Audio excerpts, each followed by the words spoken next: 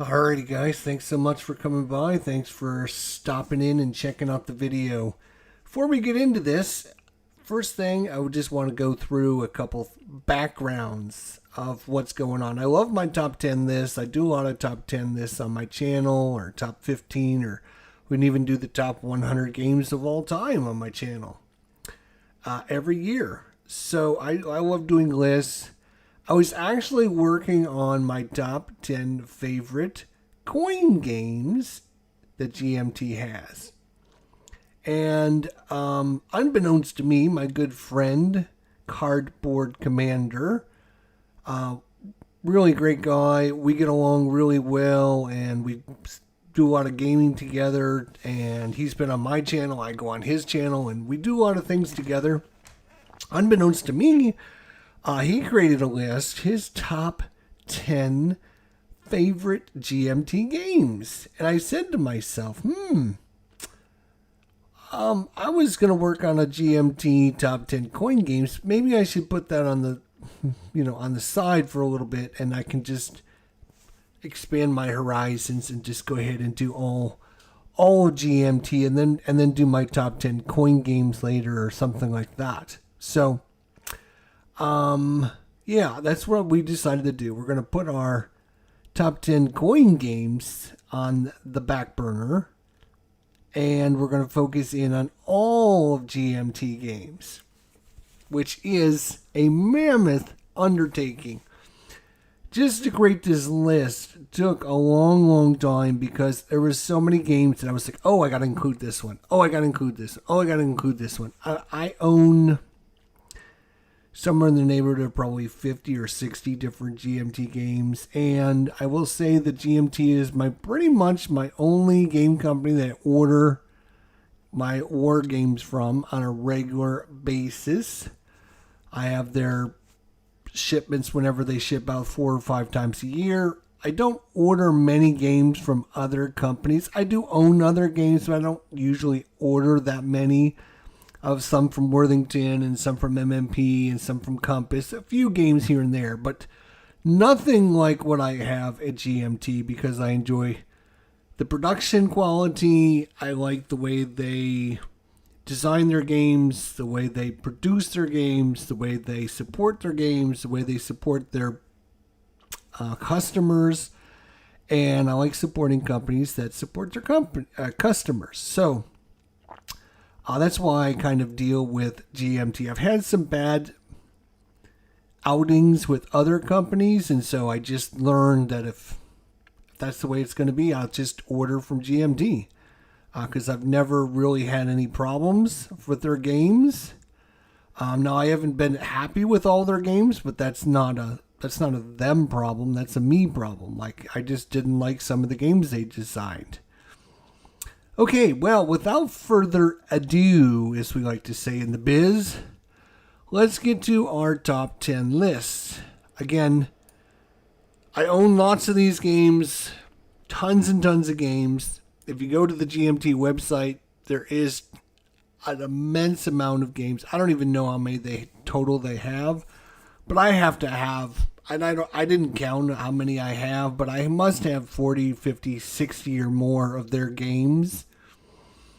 And so it's very hard for me to narrow these down because I grew up playing GMT games. Like these were my first and, my kind of forte into board gaming on a whole and wargaming in general is mostly through GMT games. If you look at a lot of these games on my list.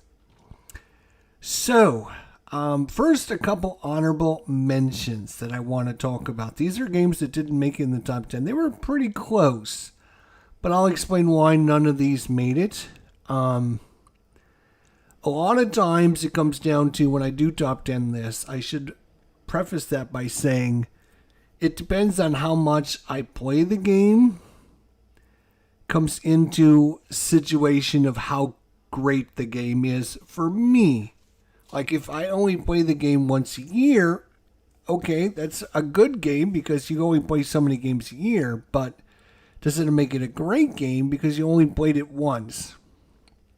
Now, with a lot of the wargaming and a lot of the bigger games, if you only play it once a year, that's enough because of the, it might be a 4, 5, 6, 8 hour game. Well, that's like 4 or 5 sessions of a normal game. So that's like playing a normal game 5 times. So I would definitely see that. So how much do you play the game comes into like my top 10 list. So you're going to find a lot of the games that I play a lot are going to be on this list and going to be pretty high on the list. It doesn't necessarily mean anything, but if a game falls off the list or becomes an honorable mention, it's probably because I didn't get to play it as much as I would like to or whatever. So without further ado, let's talk about my honorable mentions. Again, these are games that did not make the top 10 list.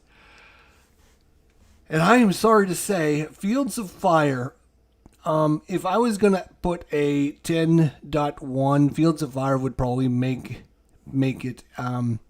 It just fell short. And the reason it just fell short is because I've had a lot of history with Fields of Fire, up and down, up and down. And this year, with the new edition being released, it was much easier to get into the game. And I would love to actually play this game proper and give it its proper due. And I'm probably going to be doing that before the end of the year because I want Fields of Fire to end up in my top 100 games of all time. It's a great game. Don't get me wrong. It's a beautiful, well-designed game. Most of these games are going to be beautiful and well-designed and wonderful. And of course, great production quality, great components, great artwork, everything like that. I'm going to say that over and over and over again, and you're going to say, God, you sound like a broken record. But Fields of Fire just didn't make it there because I haven't had a chance to play a full-fledged scenario. I went through and played through the extended example of play in the rule booklet, page by page. I did like 3 or 4 tutorial videos on it. But for me, that just wasn't enough to classify it as one of my top 10 games of all time. It's a great game. I just need to play it some more. Same thing with Flashpoint South China Sea. This is a new edition for 2025. I missed it when it first came out. I said, oh, this looks really cool, but I'll get it when I get it. And then it went out of stock and went out of business. I couldn't find it anywhere. I've only got a copy earlier this year, and I played it. And I love it. It's a great game. But again, you need to play this a couple times to really sink your teeth into it. It's got a really cool solo mode. I've played it several times on my channel. Check out the videos. It's a really good game. Highly recommend it. But unfortunately, just couldn't quite squeeze in the top 10. You got to be like the best of the best because GMT has so many good games. Paths of Glory was my number 1 war game like 2 or 3 years ago, but is quickly dropped even out of my top 100 games of all time. Not because it's not a great game, but just I don't play it. And the reason I don't play it is because of the time commitment you need to sink into that game. I've started and stopped a campaign play of Paths of Glory on my channel about 8 times. I'll get in 2 or 3 videos, then I'll just say, I'm done. I just can't go anymore. It's a 30-hour game minimum, and I just don't have the time that I can put into one game. So unfortunately, it's probably my number 1 game that I wish they would find a way to make it so that you can play it in a very short and easy amount of time. But anyways, these are my almost made it and for the reasons why they didn't make it. So let's get into the ones that did make it. My number 10 bestest GMT game of all time. And again, all these games are going to be something special for my own personal reasons. This is my own personal list. This is based on how many times I played it, how much I enjoyed it when I played it, etc., etc., etc. My number 10 is going to be Dominant Species Marine, my number 10. Now, we just played this online with a bunch of the guys, and I've been hunkering to get another group going and playing this again. This is a Chad Jensen designed game that is really, really good. It even when Mike Butterjelly suggested we play Dominant Species Marine instead of Dominant Species, I was trying to get people to play Dominant Species, and Mike Butterjelly, good friend of the channel, suggested we play Dominant Species Marine, and I was like, all right, I've never played that one. I'll give it a shot. And I played it, and I think it is an even better design than Dominant Species because of the way the interactions and the player putting the tokens on the player board and stuff make it a little bit more interactive and a little more interesting than Dominant Species, the original Dominant Species, which I love Dominant Species.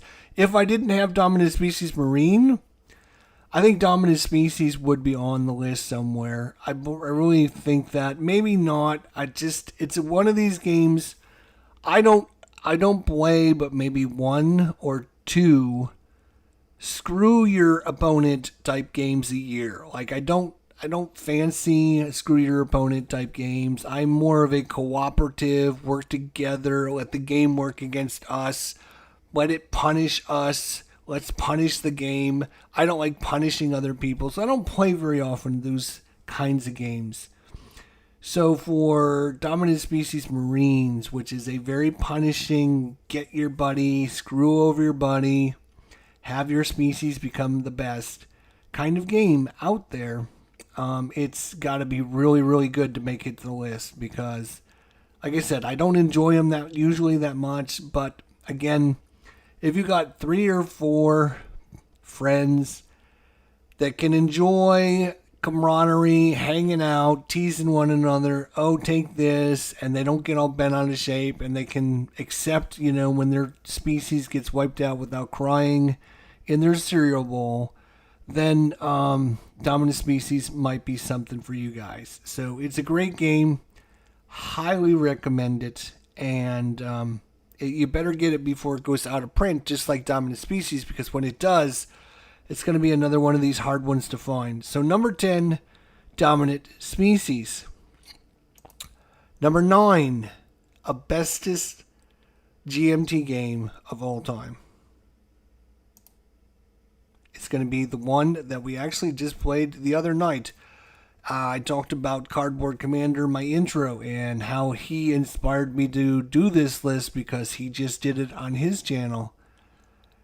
And we just played, me and Cardboard Commander, on Monday, we played Commands and Colors Napoleonics.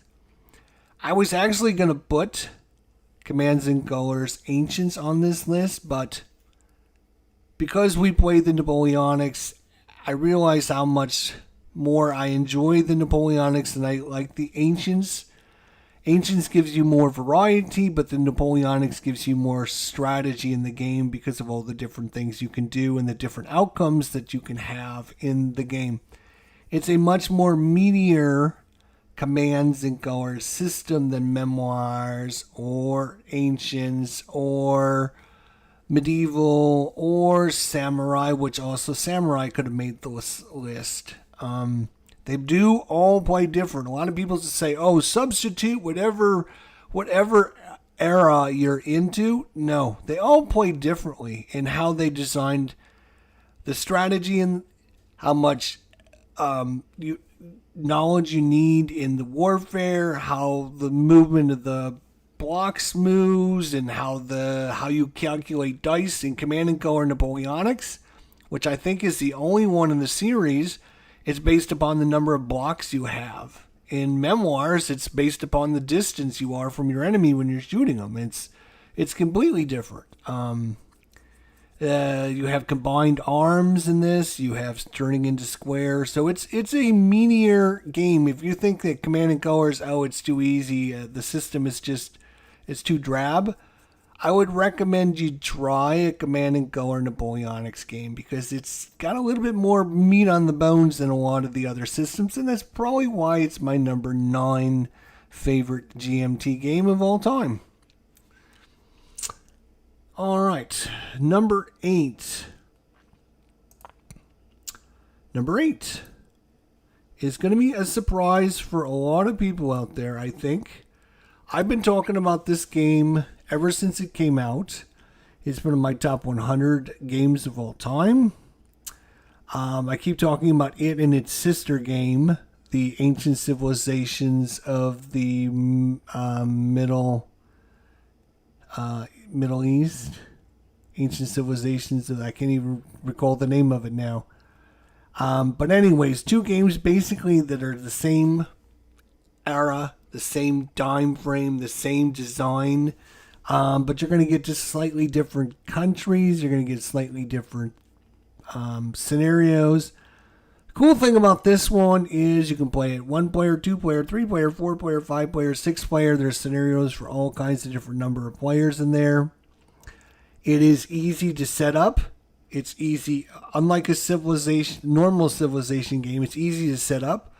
You only have one resource, which are discs. Your discs are your money. It's also your military. It's also your towns. It's also your expansion. It's everything. So you're using those discs and you have to determine how you're going to use them. This game, I just got done talking about this, but this does have a little bit of the, playing cards to screw over your opponents. Again, I don't play very many of those games, and it's weird that 2 of these games end up making it to my list. That is crazy. Maybe I play more of them than I thought, and that could be a possibility. But Ancient Civilizations in the Inner Sea, production quality is through the roof. They do add a lot of really cool things to the civilization. They kind of streamline it. There is an AI solo mode that you can play with.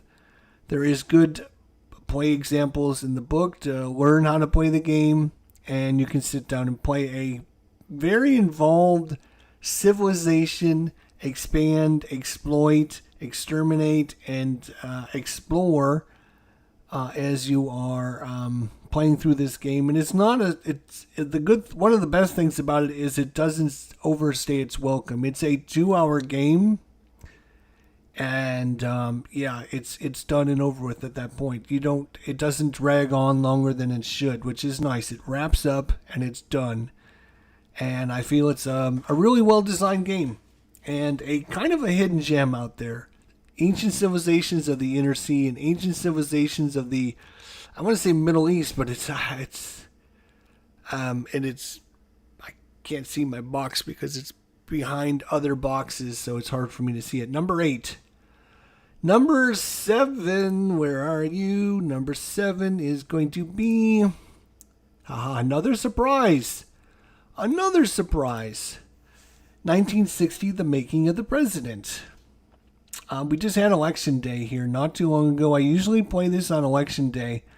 We didn't play it on Election Day this year, November 4th. I can't remember what was going on, but we'll probably play it sometime here shortly. This is a election game. It's kind of a Euro game, to be honest. If you're familiar with Euro games, it's kind of a Euro game. And you're putting cubes on and taking cubes off. You're playing different cards to activate different things, and it does have a nice Euro mechanisms with it. It was probably my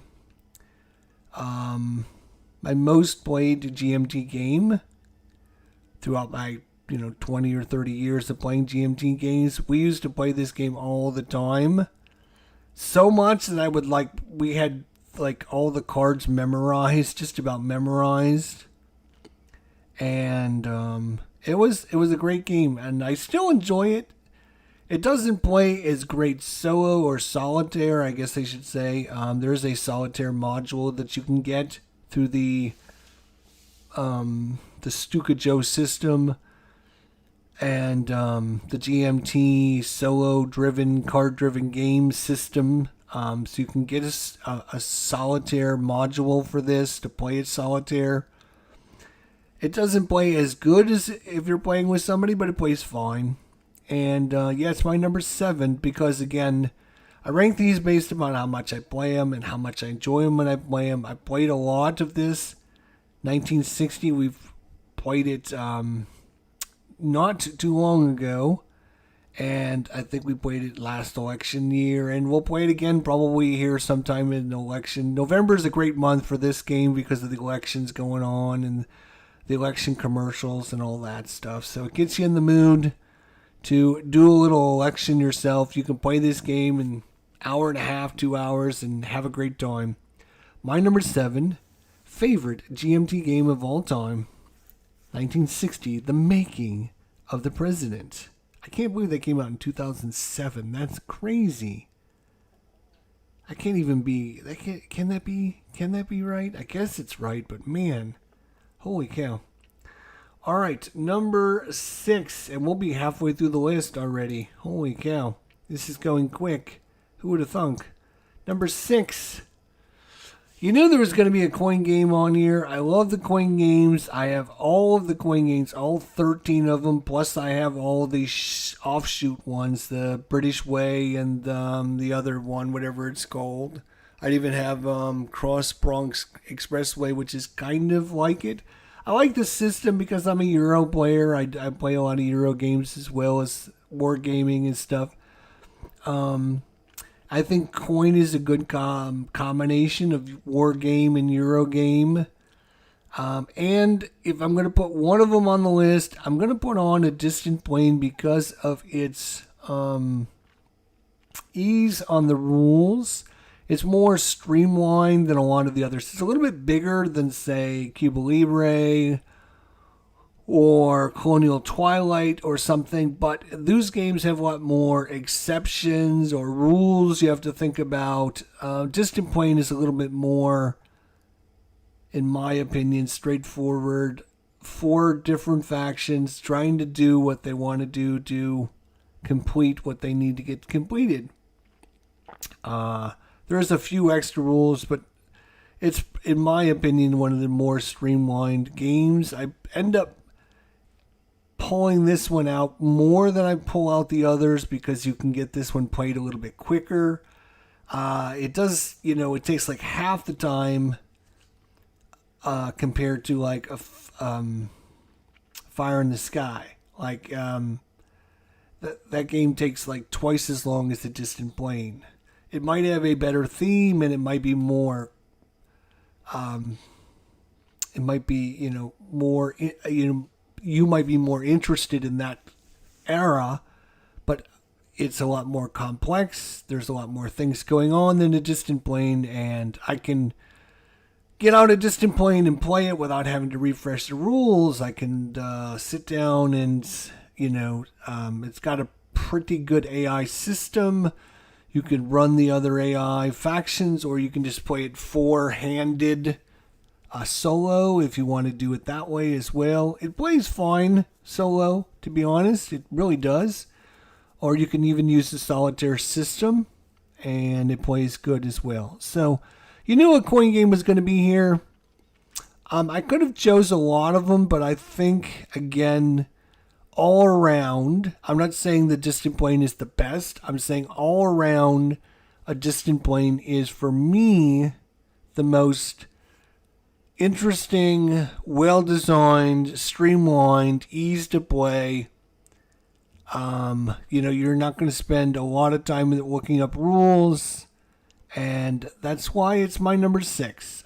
Again, you can put a lot of the other ones. I thought about putting Gandhi on here. I really like the Gandhi one, but that has some weird mechanisms going on, and the theme isn't that interesting for me. But I do enjoy that one a lot.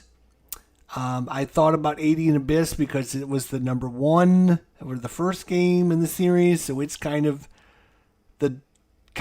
by default the first of the group. And so I mean, you could substitute this spot with one of the others, not all of them, because a lot of them, like I say, Fire in the Lake is way too complex. Way over the top. It's a lot longer. It's a lot more to manage. It's a lot more rules. It's a lot more of everything going on. Then you have Colonial. What is it called? Colonial Twilight. I was like, is it Colonial Twilight? Yes, it is Colonial Twilight. But that one's only 2-player only, so you It's got some different rules on how you activate things and how things happen and all that. And it takes some of the coin mechanisms out.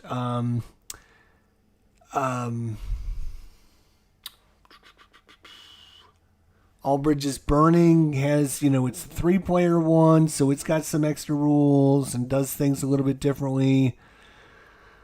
So, if you're looking for a default, you want to learn coin, you want to play coin, you want to enjoy coin, I find a Distant Plane is great to sit down, teach new people, and I can still have a good time playing it. It's still got a pretty good theme. It's still got streamlined rules, and it's my number 6 favorite GMT game of all time. Okay, we're halfway done. Who'd have thunk it? And now we got the top 5. Again, these top 10, it's not like number 1 is like way up here and number 10 is way down here. Like number 1 is here and number 2 is there and number 3 is here and number 4.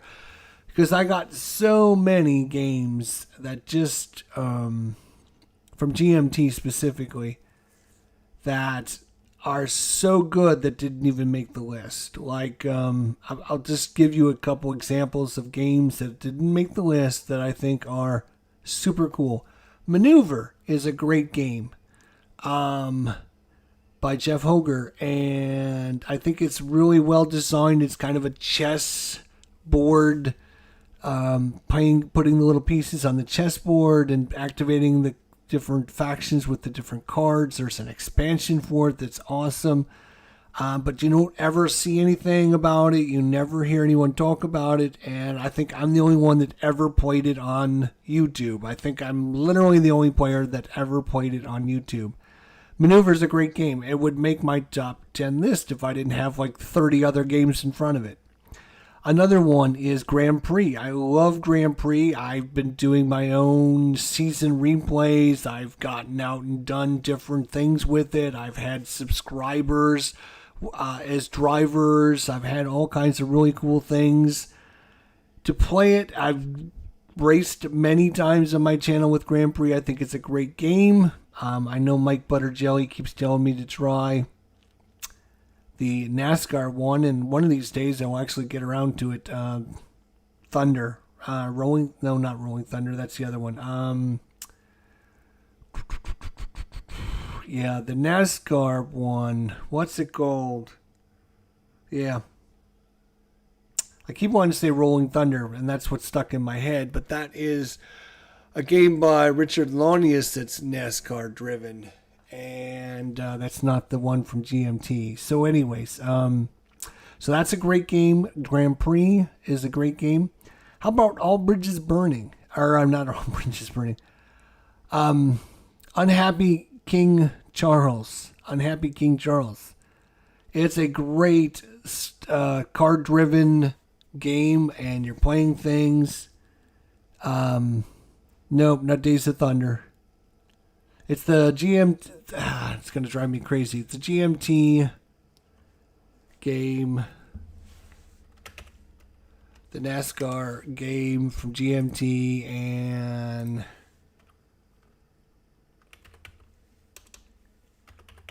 I know it's got Thunder in it. Thunder Alley. Couldn't think of the name of it. Sorry. Thunder Alley. There we go. Thunder Alley. Thank you. I had to look it up because it was driving me absolutely crazy not thinking about it. Yes, I need to play Thunder Alley one of these days and give it a shot and see what it's like. I've got all the track packs and everything for them. Another game that I was talking about that couldn't even sniff the top list, and I think it's a great game, is a game called Unhappy King Charles. It's a card-driven game. You're playing cards, and it's all about the Civil War in England, and it's got a great theme, and there's a lot of really cool action, and it's all card-driven, and you can play it in like an hour. And so it is, this is another one. I'm just like naming a few off the top of my head that didn't even sniff the top 10, but I still think they're really good games. So what I'm saying, and when I'm going number 1 to number 10, like like these are all like top 10 games or like in my top 100 games of all time. Like, I mean, here you're probably going to make it in my top 100 games of all time list because you're still that good. So it's not like number 1 is way up here, number 10 is way down here. So I just wanted to clarify that before we went on to number 5. That's number 7, 6, 5. We're at 5, right? We did 6. Yes, 6, right? Yes, okay. Let's do number 5. Okay, I wanted to make sure we were there. Number 5. Okay. This is the Wolfpack, the North Atlantic Convoy Struggle, October 1941 to March 1943. It's by the good friend of the channel, Mike Butter Jelly. I've mentioned him already several times if I talked about playing with him. He's actually put us in this game as a contributor in his dedication to the game, and where the designer gets to talk about things. He actually thanks us for helping him with the game and stuff, and so that's really nice. And so it's always cool to be mentioned in a game. But Wolfpack's on the list because it's a really good game, and I played it a bunch this year. I think I played it like 5 or 6 times. We played it a bunch of times with Mike and talked about it with people, showed it off. I played it on my channel. I played it on Nerd Workshop's channel. I played it with Mike. I played it without Mike. It's a really good game, and it's fun to sit down and play. The reason it's probably not higher than this is if you're going to play it solitaire, it's going to be a little bit more of it's going to be a little bit of work to get it done. It'd be a little bit too much in my opinion to play it solitaire. So I don't play this game unless I'm going to be sitting down with other people and play it. I'm mostly a solitaire player, so I just think of that. Like, this game I wouldn't play it solitaire just for myself, but I love playing it. We've had several different, and I know me and Cardboard Commander have talked to Mike about sitting down and playing, so I'm probably going to play it another time this year. And that's why, again, games that make my list are games that I play a lot. Games that I've played a lot and enjoyed a lot. So obviously the more you play a game, the higher it's going to be, the more enjoyment you're going to get, the higher you're going to think about it. So I think highly about this game because I've played it a lot, and I've had a great time with it. We've had all kinds of experiences with it. I remember one scenario where my ship got sunk like right off the bat. And I remember another scenario where Mike Butter Jelly's sub was hunted over and over and over again. And I was like, yes, I remember that. I remember doing that. And so you can sympathize with somebody when when the destroyer shows up and it has an expert captain with expert sonar and expert depth charge, and you're like, oh dude, you're screwed. You're sunk. You might as well just say goodnight. It's you can sympathize with someone when you've been in those shoes. So it's one of those games that tell a great story.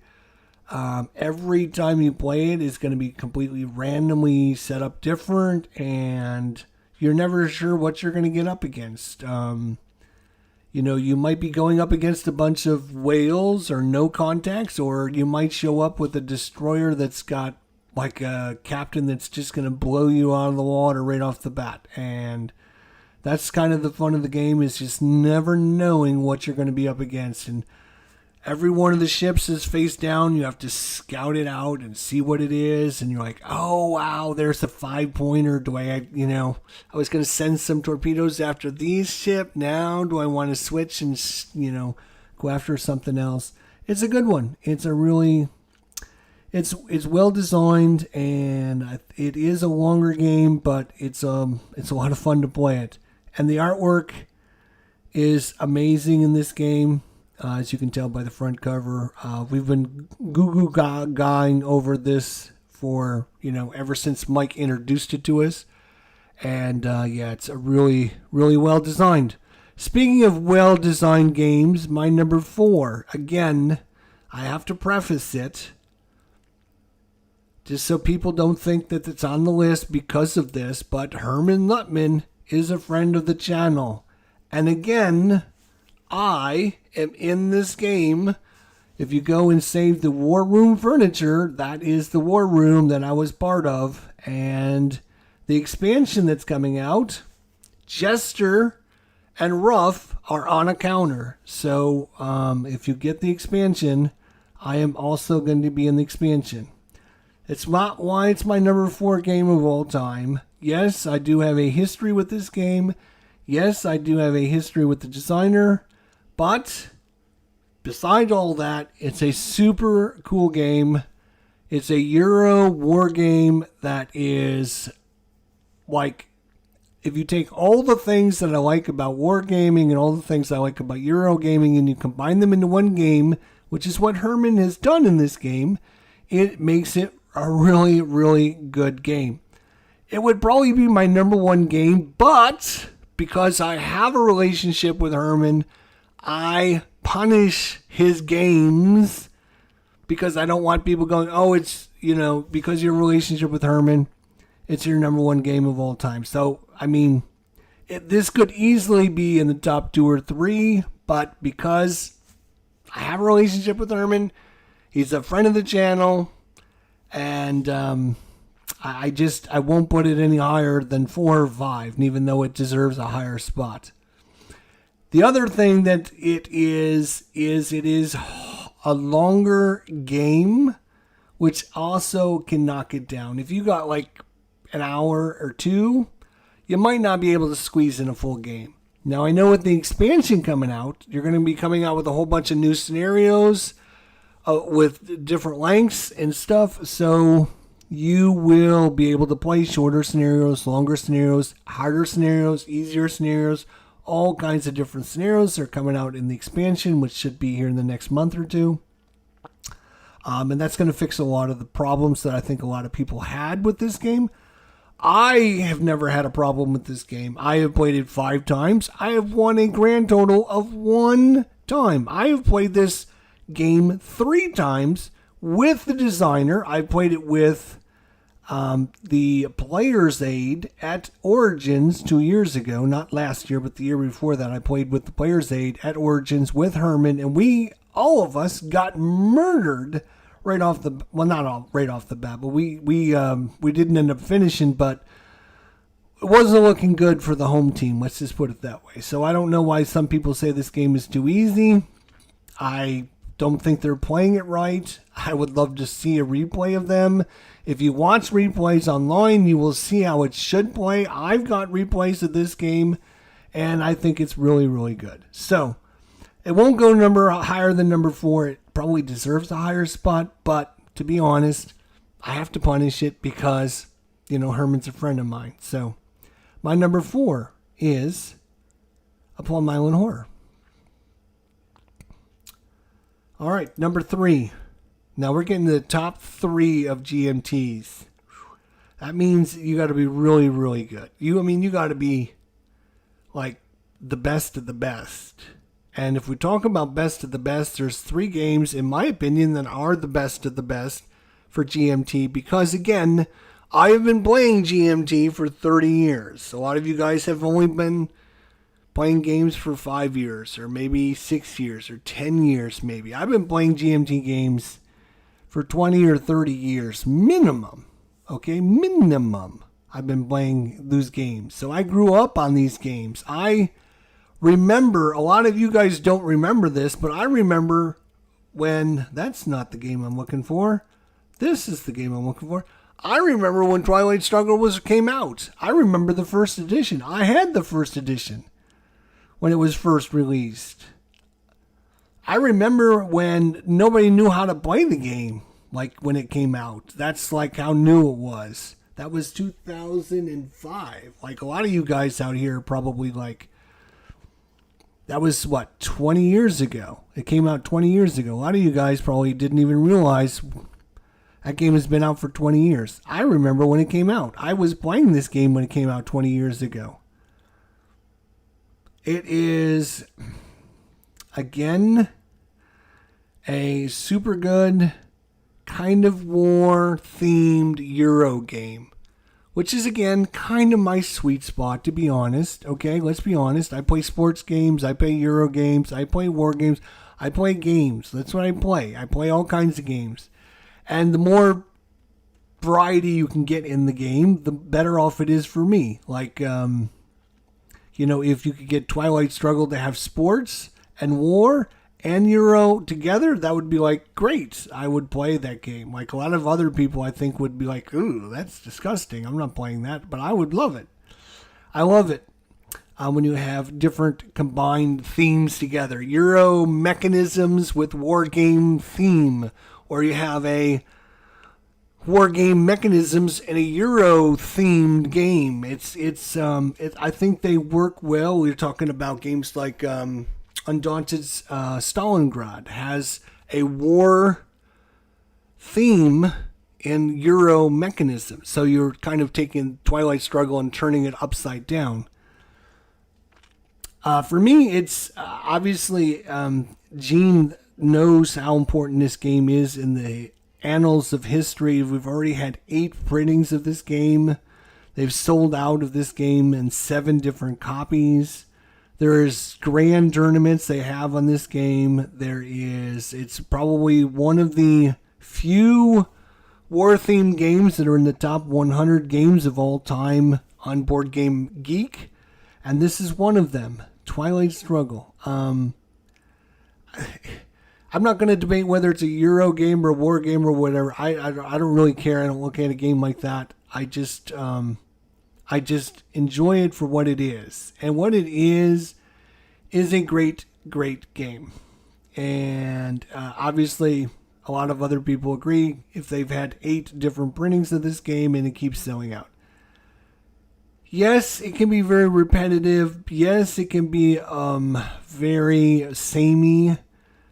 Kind of like chess, though, is what I find. If you enjoy chess, yes, you have the same kind of openings. Oh, I got to move this pawn up, and then I move this pawn up, and then I move the horse over here, and then you bring your bishop out, right? And then I got to push my pawn, right? You have these standard moves.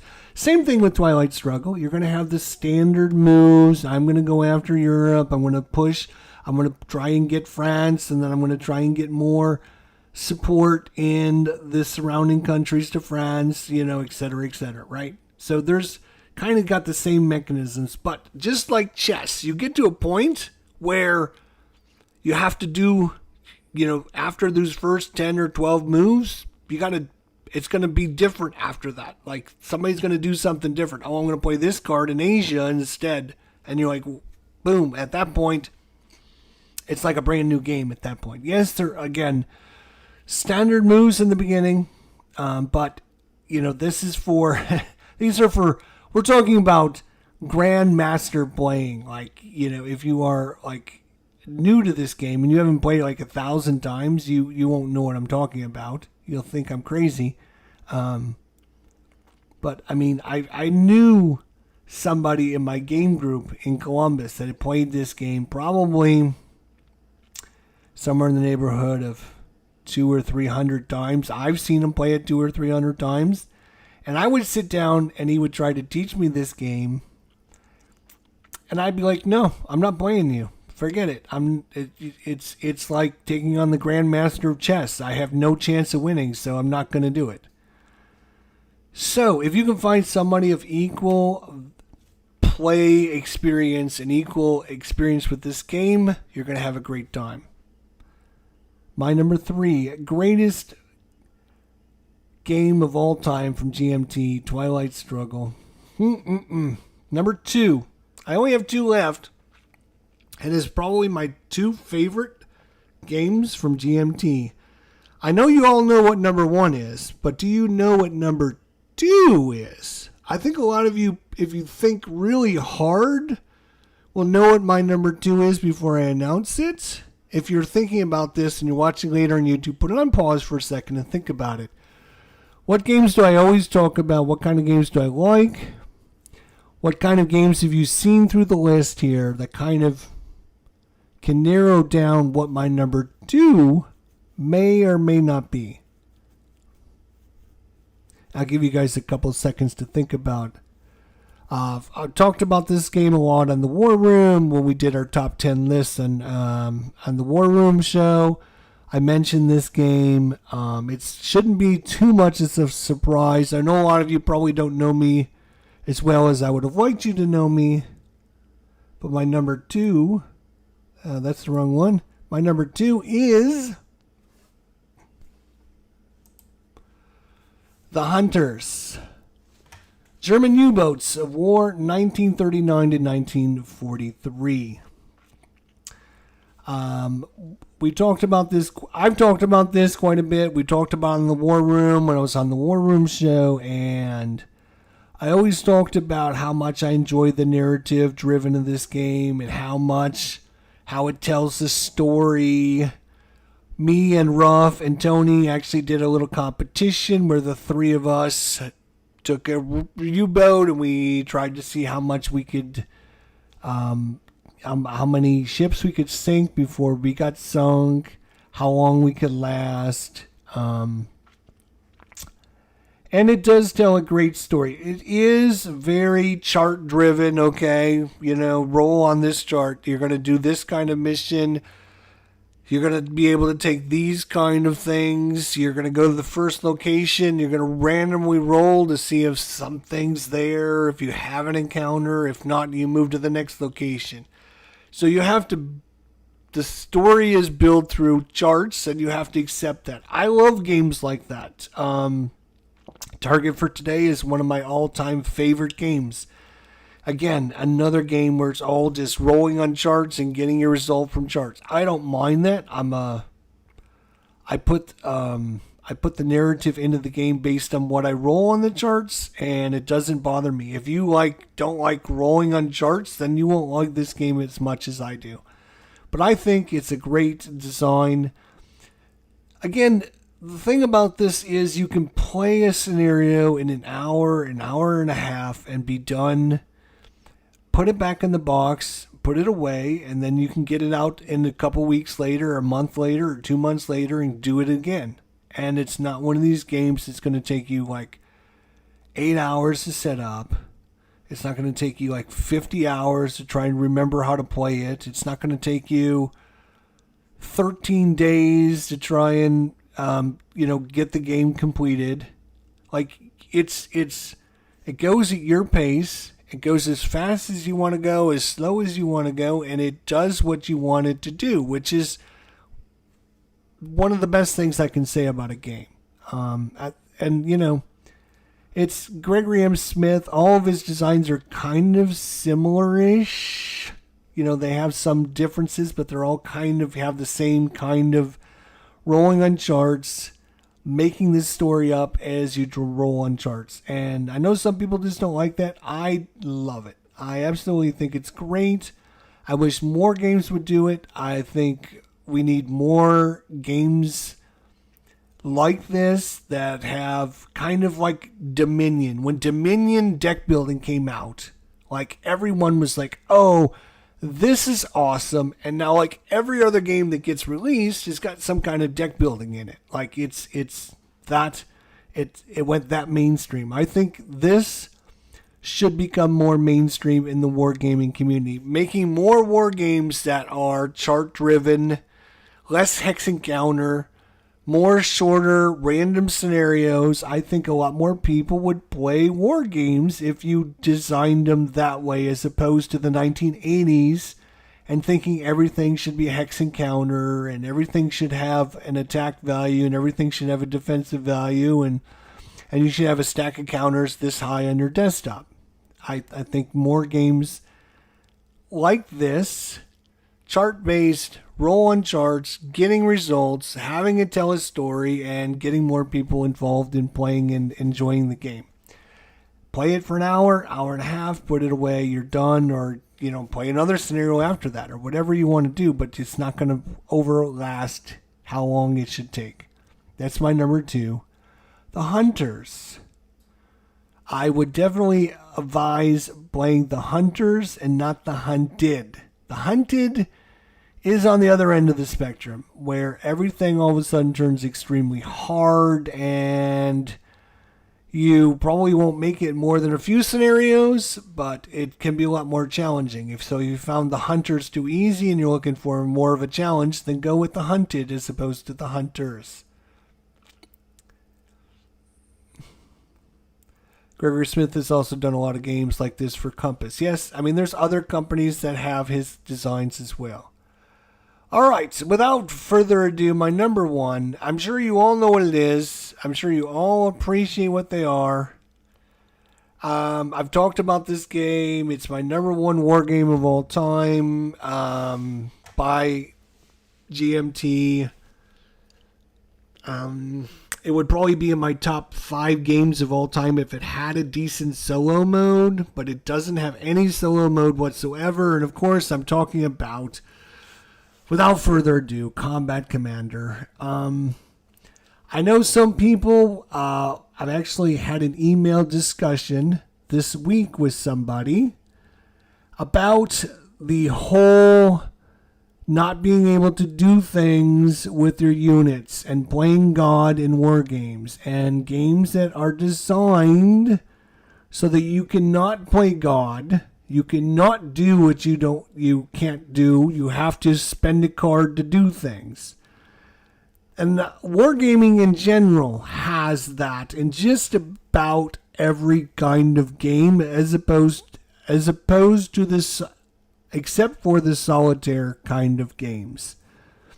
Like if you're playing Paths of Glory, you have to play a card to do an event on it or spend action points to do things on it.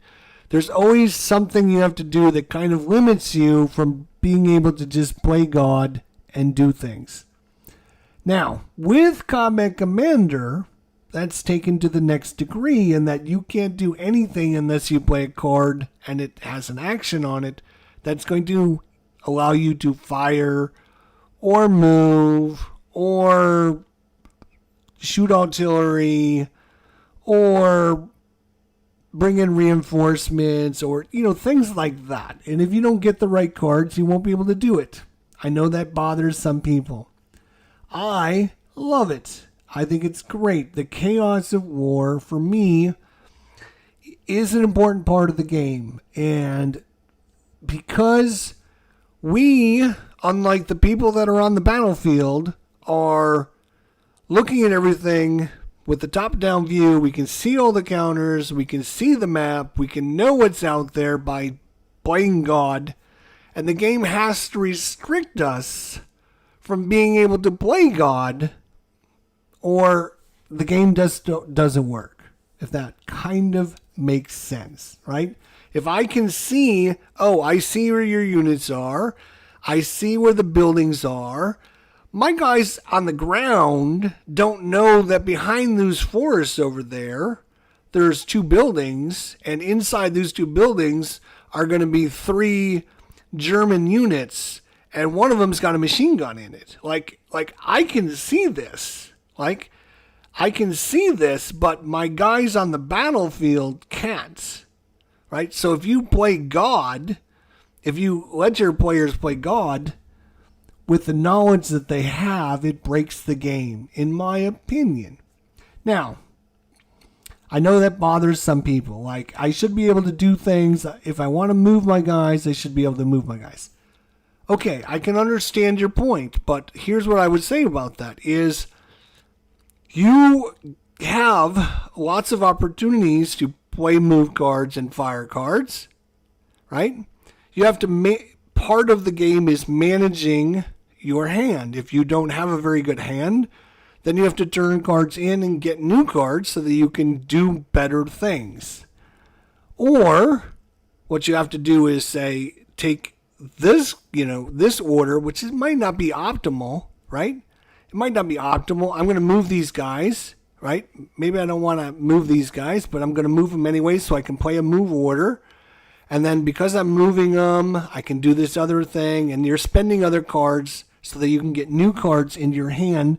And you're doing non-optimal moves. Again, that's part of the design of the game, is to force players to do non-optimal moves so that you have to, it's like the general that best uses the resources that are given to him are usually the ones that win the battle, right? That's what we've been saying throughout the annals of history is normally battles are won by the people that made the best decisions, right?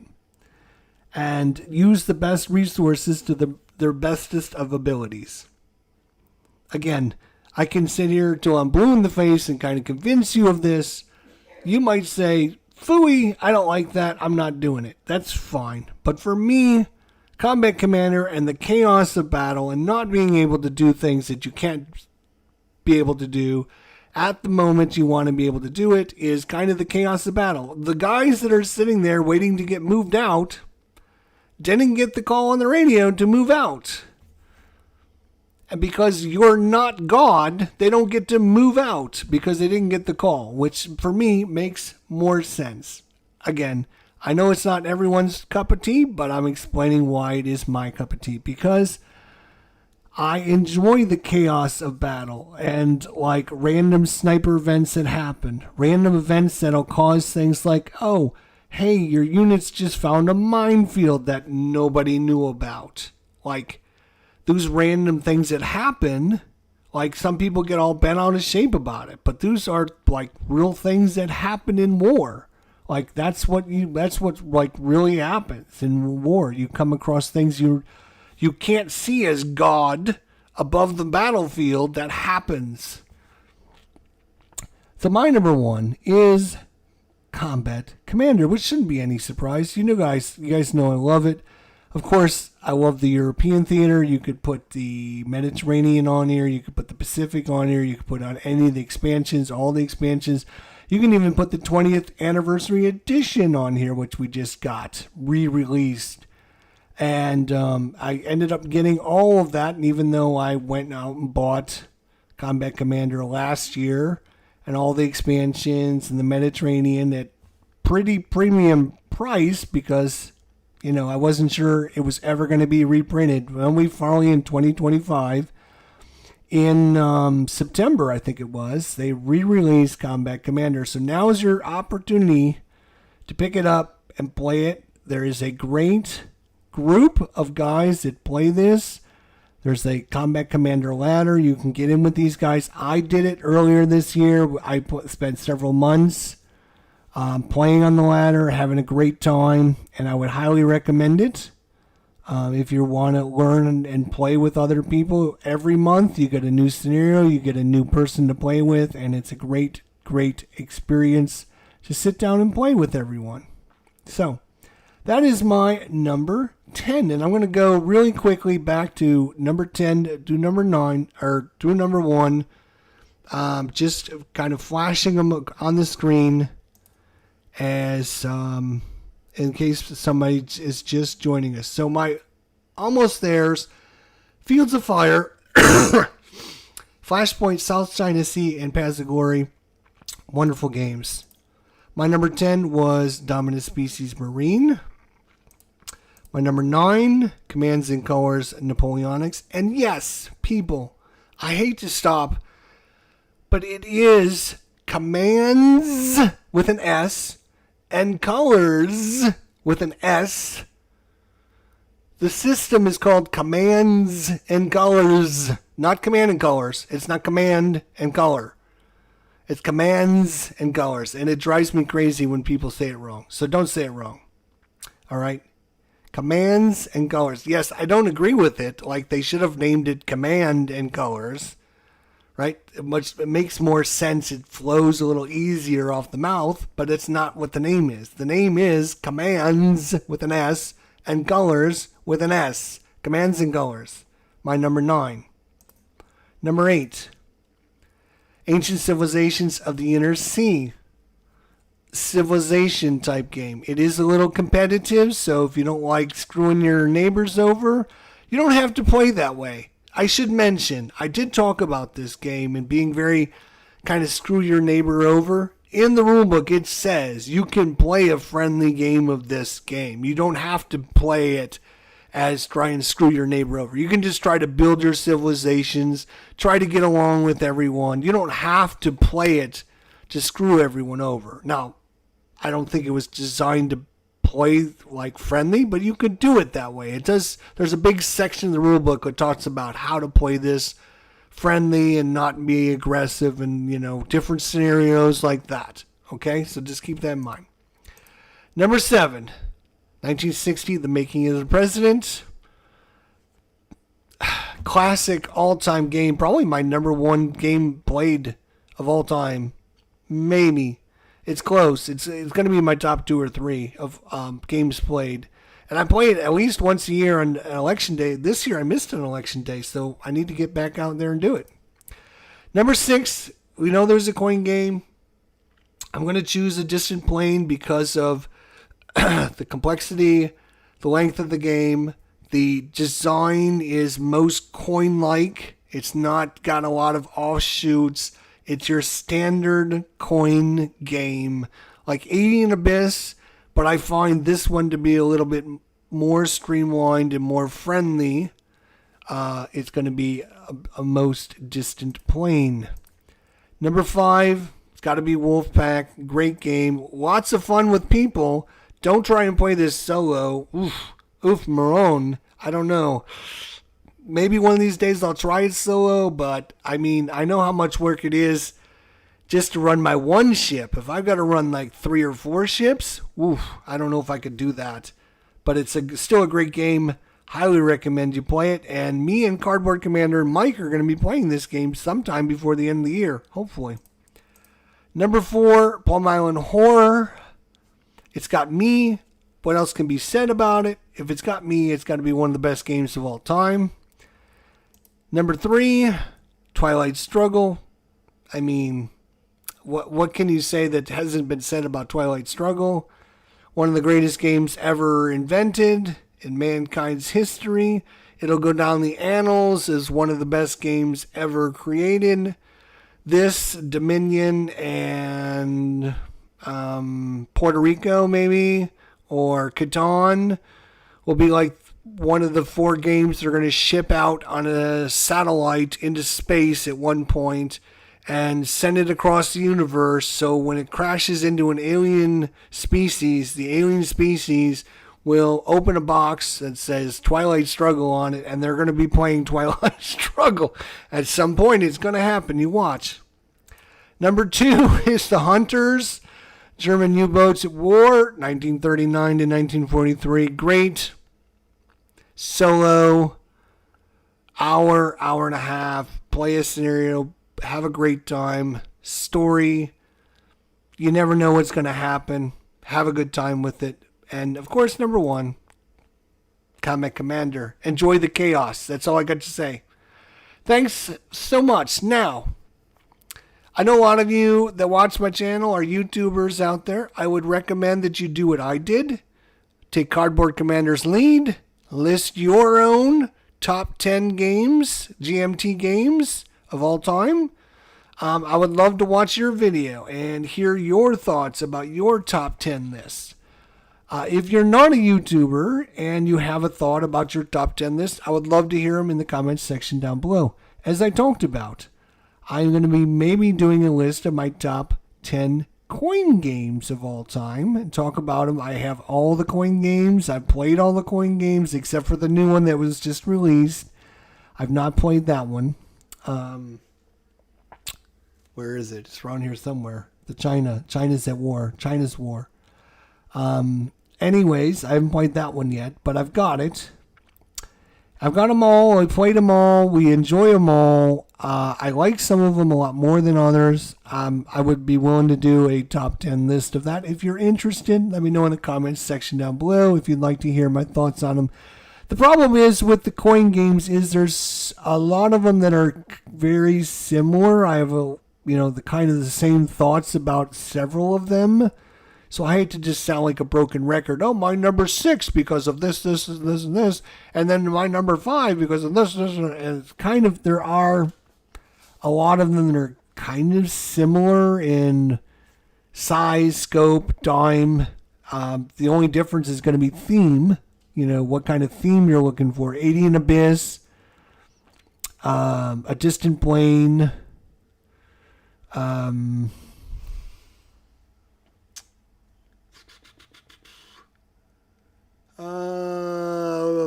maybe Falling Sky, Pendragon. There is quite a little bit of difference in some of them, but they all kind of do the same thing as well. So I just didn't know if people would be interested in a top 10 list with coin games. If that would be something that you would be interested in. Anyways, leave your thoughts down in the comments section below. And again, if you're interested in this and you do a list of your top 10 favorite GMT games in your YouTuber, let me know in the comments section where your video is so I can come watch it and hear what your top 10 games are. I own about 60 of them, maybe even more. I don't even know. One of these days I'm going to have to... I wonder is there a way on Board Game Geek, if I go to my collection, right? If I go to my collection... Can I do a search by game? I can do by game, but I can't do it by...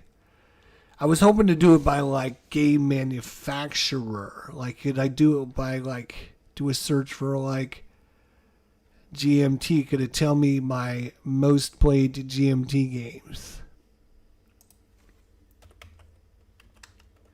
Maybe if somebody is a proficient in Board Game Geek and you know how to do that, you can also link in the chat how to do that. I'm looking at Board Game Geek and I don't see a way to do it. But if there's a way, I'd be awesome, because then I could find out which games I own in my collection, because I have my whole collection on Board Game Geek. Thanks so much for joining me. Have a wonderful night. We'll see you next time. Take care. Have a wonderful evening, and we'll see you soon.